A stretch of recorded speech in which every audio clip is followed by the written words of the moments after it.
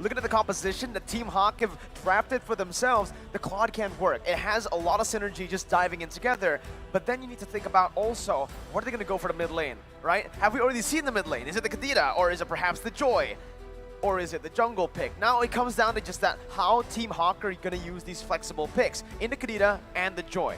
Are they going to pick up an Atlas? Because they need an engage right here, right? I think Brody. Yeah, or yes, you know, another marksman like Brody would be really good because strong early game to really take away a lot of Bendy's early game power. And now here we go, the last two picks. They go for Claude. Claude and Hilda.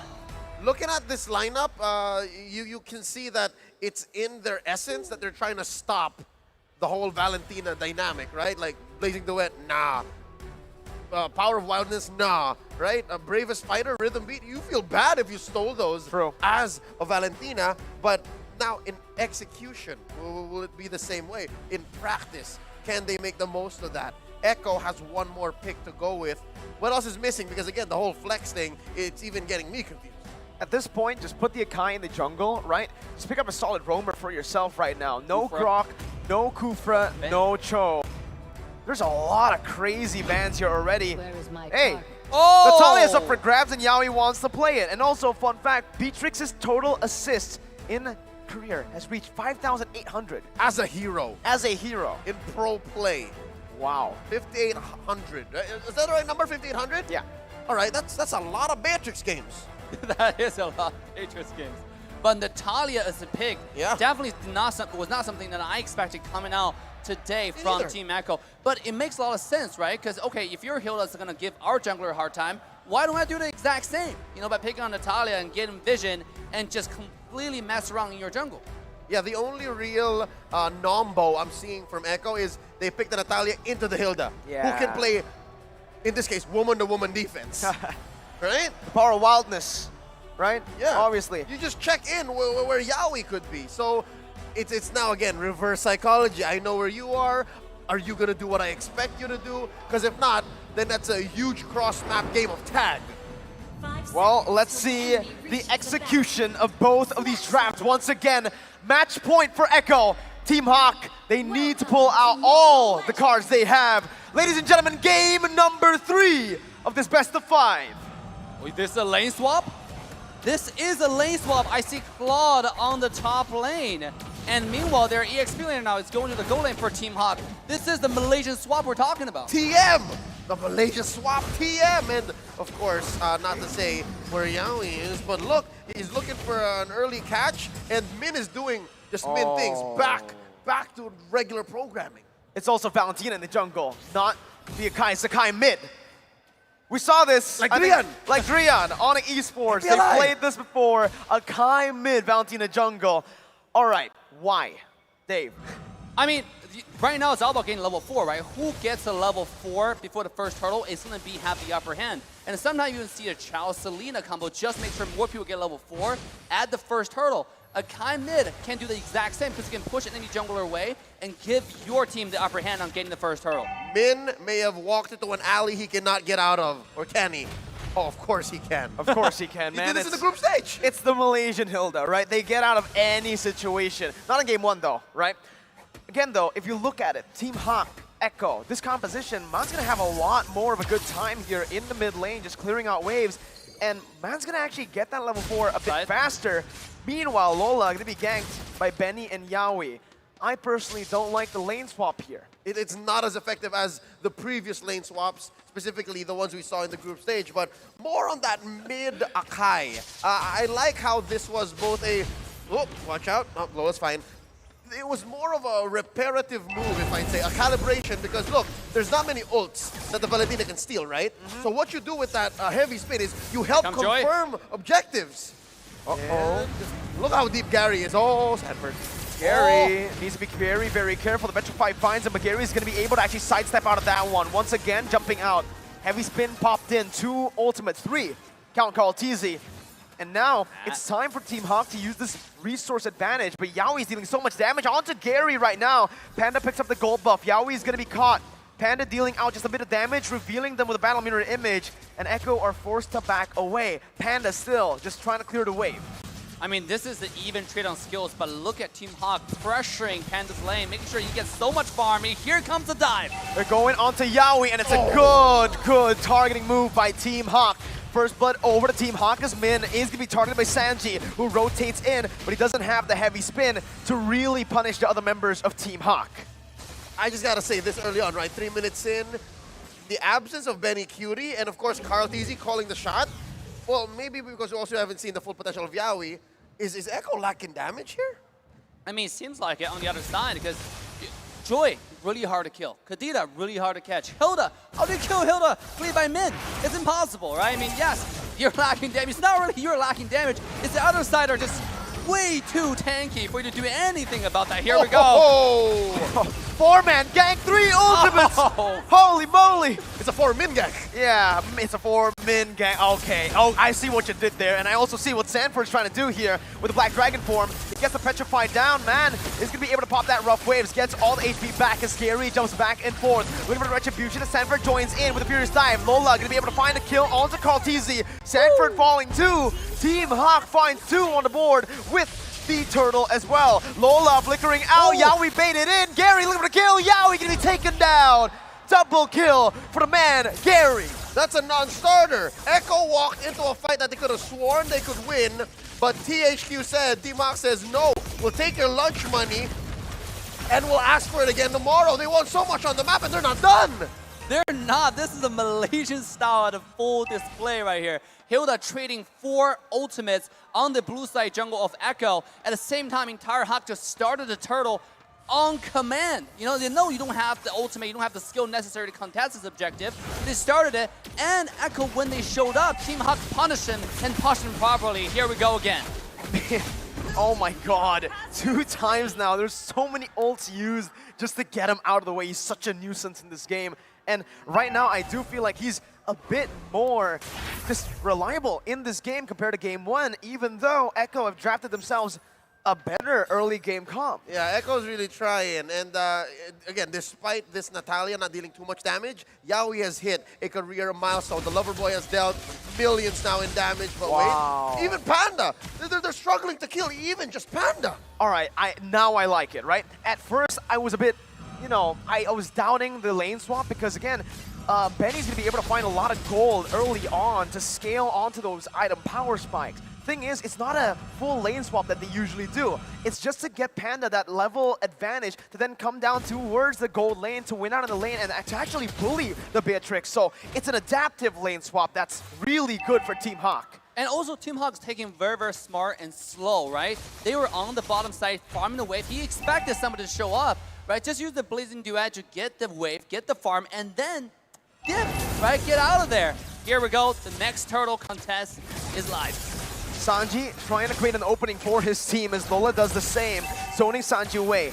Gary is doing a lot right now, jumps in. That's going to be Sanford with the Black Dragon form. Karltizi with the Bravest Spider, and that's Karltizi winning on the retreat battle with the Petrify. Finds 2 members. Lola gets a stun, man gets the rough waves down. Man's looking for more. Sanford's going to be stunned up as Yaoi jumps in onto the mid lane. Sanji flickering out, hits the wall. Gary looking for it. Finds the killing spree, and the mid lane turret falls. It's a trade, but Lola in that gold lane now is still going to be able to survive. Meanwhile, Min chasing Yaoi down will mean that Team HAQ will have all they can say on the mid lane tier 1.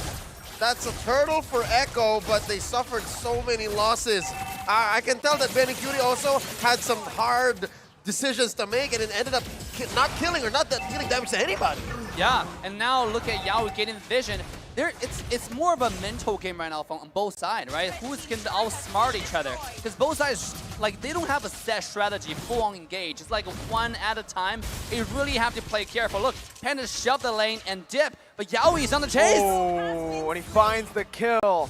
Min tried his best to just give him vision there, but unfortunately, Echo, with that positioning, onto the flanks, they were able to catch Panda off guard. All right, this could be, you know, 1,000 times worse for Echo, given that this is a 2K lead for HAQ, and Echo slowly putting some damage on the board, but I don't think it's enough. Min. Sanji.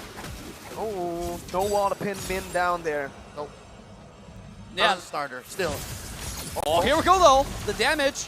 They've all used it onto Min. Yaoi's chasing him down as Sanji is going to be able to actually disengage. Yaoi finds the assassination, but that's going to be Man finding the Petrify. Carl TZ taken low. Lola jumping with Bravest Fighter, and that's going to be Man actually baited in. Benny finds the kill with the Wesker, a weapon we haven't seen in a long time. Lola getting knocked up. That's the damage coming through. Benny with the Renner is absolutely massive as that's going to be Panda terrified. Gary jumping into the back line right now. He's almost finding the kill. Benny swaps back into Wesker. Yaoi jumping with the silence on that Natalia. Not dealing enough damage to take Panda down. Team HAQ, last game, they were rushing it a little bit, and this game, they're doing the exact same thing.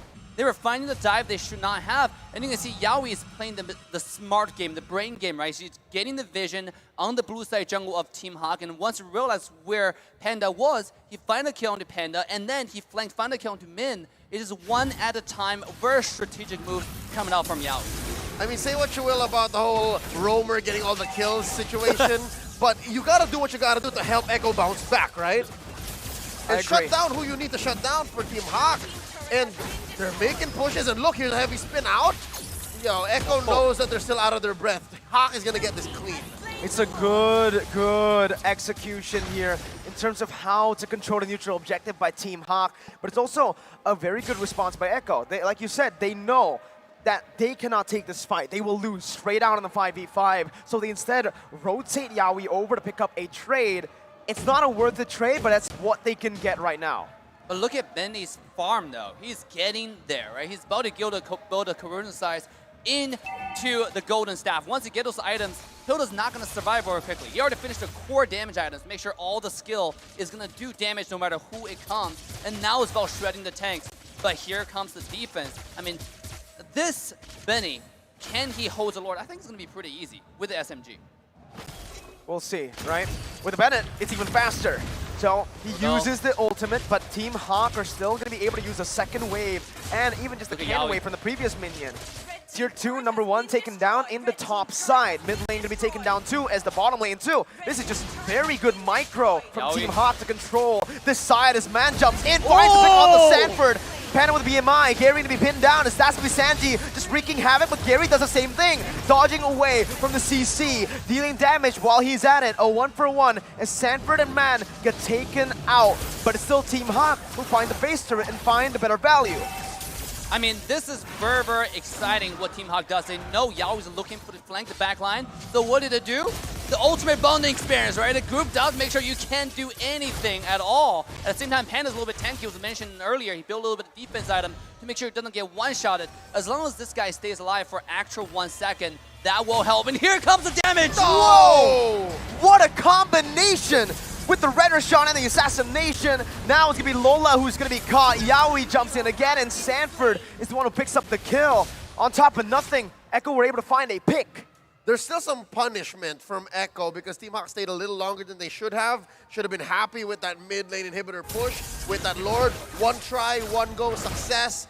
But they stayed, and I think the vision that the lover boy, Yaoi, provided was super instrumental to get this done. Now, talking about the Echo situation, heavy spin away, I gotta say, they can't win on conventional terms. They always have to win team fights, because their lineup almost has 0 wave management. Like, they have to win fights. Oh, here, oh, man! Oh, I thought Beatrix's Renner was nerfed. Look at the damage he did to Man, what? It's an 11-minute, almost 3-core item Beatrix. True. That's what it does. Oh my god, that's a lot of damage, right? It just feels like the old Beatrix there with the Renner shot. Yeah, it had what now? A Roar and Blade of Despair, right? Yes. It's almost everything you need. The Malefic Roar plus Blade of Despair, that's going to be a lot of damage. Plus, Man is going full damage, right? Like this guy, the good thing about it, even though he took a lot of damage, he can recover with the passive really quickly. You know, so he's back to full HP again, and this time, HAQ, I think if they want to win this game, they have to just play careful. Every time they play sloppy, they get punished really heavily.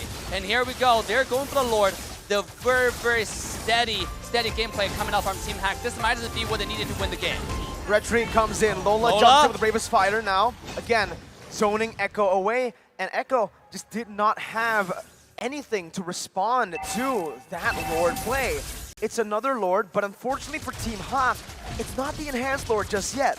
Yep, they killed the Lord a little too quick. But then again, a free objective, we'll take it. Enhancer minions, force a push. And again, I think the reasons why they did that is because Echo, as mentioned earlier, has really bad wave clear. So force the issue. Keep going. Look at Yaoi, just on the side. He's trying to camp, but again, the UB is too strong, right? I mean, like the ultimate bonding experience on the top side now. They're going to get a free tower. At this point, the Lord Wave is more valuable than the Lord itself. You know, they're pushing the tower for free. More than just for free, they pick up a kill as well, and it's Sanji who falls on the Akai pick in the mid lane. Now let's talk a little bit about that, right? It was a risky move by Echo to go for the Akai in mid and instead flex the Valentina over in the jungle. What do you think they have to do now with this composition? I mean, at this point, it's really have to capitalize on more misplay or the sloppiness from HAQ. Because this is a HAQ's game to lose at this point. Thinking about 3,000 go to head. Here comes Sanford getting the petrify down onto Man. Now still getting back to HP. Yaoi absolutely assassinates the mid laner, but Panda shuts him down. That's some more gold onto Panda that you do not want on him for Echo. Right now, with the loss of your roamer that can flank and give you vision, Team HAQ will be able to actually siege that base turret down. Panda jumps back to his BMI, and Team HAQ are just playing it disciplinedly. From worst to bad to not so bad to just no base turrets left, the situation for Echo has to have some rubber band, and I just can't put my finger on it. You were asking about if the mid Akai was a little too risky.